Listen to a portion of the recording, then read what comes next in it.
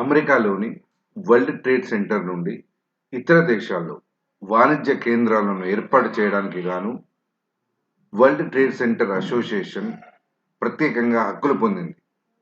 ఈ క్రమంలోనే దేశంలోని మెట్రో నగరాల్లో వరల్డ్ ట్రేడ్ సెంటర్స్ను ఏర్పాటు చేయడానికి సన్నాహాలు చేస్తుంది.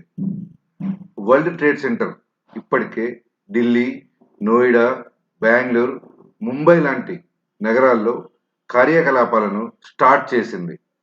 తెలంగాణ ప్రభుత్వం ఫ్యూచర్ సిటీపై ప్రత్యేకమైన దృష్టి పెట్టింది. అందుకు గాను ఫ్యూచర్ సిటీలో ఏ సిటీతో పాటు వరల్డ్ ట్రేడ్ సెంటర్ నెలకొల్పాలని ఈ మధ్యనే ఎంఓయు కూడా కుదుర్చుకుంది. ఫ్యూచర్ సిటీలో వరల్డ్ ట్రేడ్ సెంటర్కు గాను సుమారు 70 ఎకరాలు కేటాయించాలని కూడా నిర్ణయం తీసుకుంది. అందువల్ల ఫ్యూచర్ సిటీలో ఏ సిటీ పక్కనే అనువైన ప్రాంతాన్ని పరిశీలించేందుకు అధికారులు ప్రయత్నాలు చేస్తున్నారు.